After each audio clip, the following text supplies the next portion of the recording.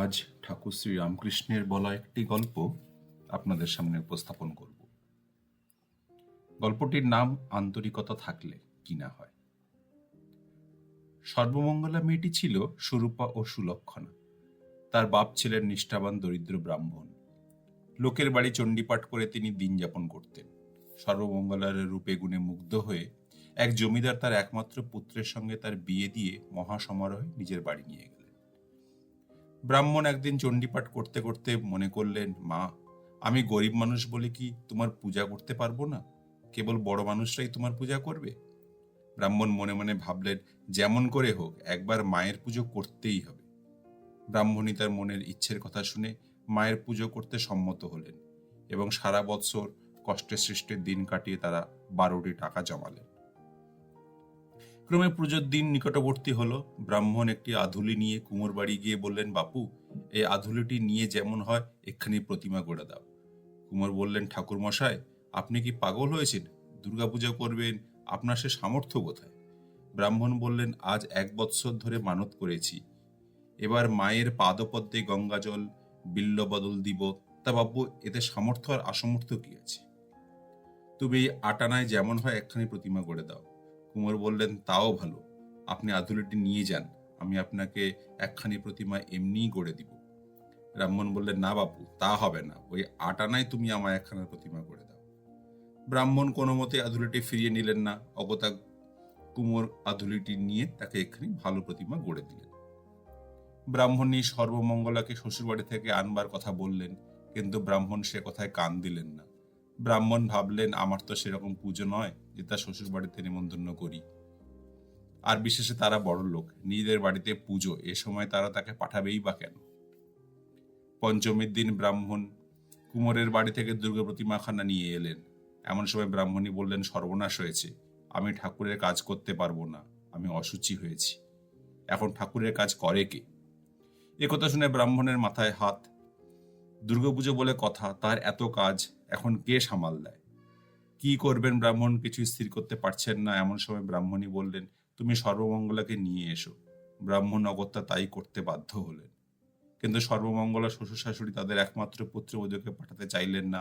তারা বললেন, আমাদের বাড়িতে পুজো, আর ওই আমাদের একমাত্র পুত্রবধূ, ওকে এ সময় কি করে পাঠাবো? ব্রাহ্মণ সর্বমঙ্গলার সঙ্গে দেখা করলেন। সর্বমঙ্গলা বাপের বিপদের কথা শুনে কাঁদতে লাগলো, কিন্তু সে কি করবে? শ্বশুর শাশুড়ির অমতে সে তো চলে যেতে পারে না। ব্রাহ্মণ তাকে সান্ত্বনা দিয়ে বাড়ি থেকে চলে আসছেন। এমন সময় পথের মাঝে শুনতে পেলেন যে পিছন থেকে বাবা বাবা করে সর্বমঙ্গলার মতো কে ডাকছে। ব্রাহ্মণ পিছন পানে চেয়ে দেখেন যে সর্বমঙ্গলা ঊর্ধ্বশ্বাসে দৌড়ে আসছে। তিনি সেইখানে দাঁড়িয়ে রইলেন। ক্রমে সর্বমঙ্গলার নিকটে এসে বলল, বাবা, আমি এসেছি। ব্রাহ্মণ আহ্লাদে আটখানা হয়ে বললেন, কাউকে না বলে চলে এলে শেষে বিপদ হবে না তো? সর্বমঙ্গলা বলল, না বাবা, সেজন্য তোমার কোনো চিন্তা নেই। ব্রাহ্মণ সর্বমঙ্গলাকে বাড়ি নিয়ে এলেন। ব্রাহ্মণীও খুব আনন্দিত হলেন। সপ্তমী অষ্টমী মায়ের পুজো হয়ে গেল। নবমীর দিন সকালবেলা সর্বমঙ্গলা তার বাবাকে বলল, বাবা, পুজোয় ব্রাহ্মণ ভোজন করাতে হয় না? ব্রাহ্মণ বললেন, নিয়ম বটে, কিন্তু আমি কোথায় পাবো যে বামুন খাওয়াবো? তবে মায়ের দয়া হয়তো আগামী বৎসরে দেখব। সর্বমঙ্গলা বলে, বাবা, আমি তবে পাড়ায় নিমন্ত্রণ করে আসি। ব্রাহ্মণ নিষেধ করলেন, কিন্তু সর্বমঙ্গলা সে কথা না শুনে পাড়ার লোকেদের প্রসাদ খাওয়ার নিমন্ত্রণ করে এলেন। ফলারের কথা শুনে যথাসময়ে দলে দলে লোক উপস্থিত হলো। লোকের ভিড় দেখে ব্রাহ্মণ ভয় পেয়ে গেলেন আর সর্বমঙ্গলাকে খুব বকতে লাগলেন। সর্বমঙ্গলা বলল, বাবা, ভয় কি? আমি সবাইকে প্রসাদ ভোজন করিয়ে দেব, তুমি চিন্তা করো না। জগৎকে খাওয়াচ্ছেন যে মা, সেই মা আজ তোমার ঘরে উপস্থিত, তুমি কেন মিথ্যে ভয় করো? তিনি এই কয়টি লোককে খাওয়াতে পারবেন না? পরে সর্বমঙ্গলা বাইরে বেরিয়ে নিমন্ত্রিত লোকদের বললেন, আমার বাবা দিন দুঃখী, তিনি আপনাদের ষোড়োপাচারে ভোজন করান এরূপ সঙ্গতি তার নাই। তবে মহাপ্রসাদ পাওয়ার জন্য আপনাদের নিমন্ত্রণ করে নিয়ে এসেছিলাম, সেই মহাপ্রসাদ আপনারা গ্রহণ করুন। এই বলে সর্বমঙ্গলা মহাপ্রসাদ নিয়ে এলো। সেই প্রসাদ থেকে এমন সৌরভ বার হলো যে সকলে মোহিত হয়ে গেল। এমনটি কেউ আগে কোনোদিনে কখনো দেখেওনি, শোনেওনি। সর্বমঙ্গলা একটু একটু প্রসাদ সকলকে দিল, অমনি সকলে পেট ভরে গেল। পাড়ার লোক তো অবাক। ব্রাহ্মণ এতক্ষণ একান্ত মনে ভগবতীকে স্মরণ করছিলেন। লোকজন সব চলে গেলে তিনি চোখ খুলে সর্বমঙ্গলাকে বললেন, মা, আমার বুঝি সবাই সাপসাপান্ত করে চলে গেল? সর্বমঙ্গলা বললেন, সাপ দেবে কেন বাবা? সবাই প্রসাদ পেয়ে পরিতৃপ্ত হয়ে চলে গেল। ওই দেখো, এখনো এত প্রসাদ রয়েছে যে গ্রামশুদ্ধ লোককে খাওয়ানো যায়। ব্রাহ্মণ আহ্লাদিত হয়ে সর্বমঙ্গলাকে অনেক প্রশংসা করতে লাগলেন। পরদিন বিজয়া ব্রাহ্মণ ভগবতীকে দধিকর্মা নিবেদন করে চোখ খুলে দেখেন যে সর্বমঙ্গলা সেসব খাচ্ছে। ব্রাহ্মণ ক্রোধে অন্ধ হয়ে ব্রাহ্মণীকে বললেন, দেখো দেখো, তোমার মেয়ের বিবেচনা দেখো, হায় কি সর্বনাশ হলো। কাল ভগবতীর কৃপায় ব্রহ্মসাপ থেকে রক্ষা পেয়েছি, আজ আবার তুই একই করলি।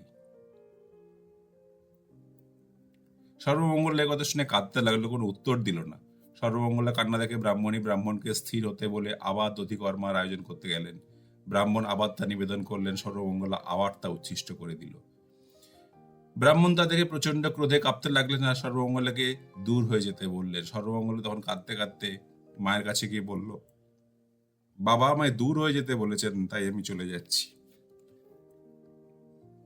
আমি আজ 3 দিন কিছু খাইনি, এখনই অনেক দূর যেতে হবে, আর অত্যন্ত ক্ষুধা পেয়েছিল বলে দধিকর্মা খেয়েছি। বাবা তাদের রেগে গেলেন। মা, এখন আমি বিদেয় হই।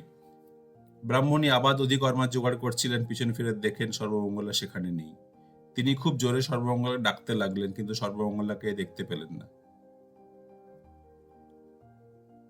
তখন ব্রাহ্মণের কাছে গিয়ে সব কথা তিনি বললেন। ব্রাহ্মণের প্রাণ কেঁদে উঠল। তিনি সেই অবস্থাতেই সর্বমঙ্গলার শ্বশুর বাড়ি গিয়ে উপস্থিত হলেন। সর্বমঙ্গলা বাবার কাছে সমস্ত বৃত্তান্ত শুনে বলেন, বাবা তুমি কি বলছো? আমি তোমার কাছে কখন গেলাম? দধিকর্মা এবার কখন খেলাম? আর তুমি বা আমার কখন দূর করে দিলে? আমি তো এসবের কিছুই বুঝতে পারছি না। আমি এখানে যেমন ছিলাম তেমনই আছি। ব্রাহ্মণ তো মেয়ের কথা শুনে অবাক হয়ে গেলেন এবং সব ব্যাপার বুঝতে পেরে বক্ষে করাঘাত করে মাটিতে পড়ে কিছুক্ষণ অচৈতন্য হয়ে পড়ে রইলেন। একটু পরে ব্রাহ্মণ চৈতন্য ফিরে পেয়ে নিজেকে ধিক্কার দিয়ে বলতে লাগলেন, হায় হায়, আমি কি করলাম? পরম সম্পদ ঘরে পেয়েও চিনতে পারলাম না।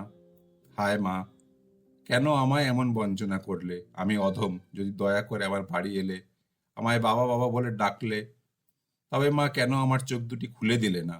আমি তোমার নিত্যরূপ দেখে কৃতার্থ হলাম।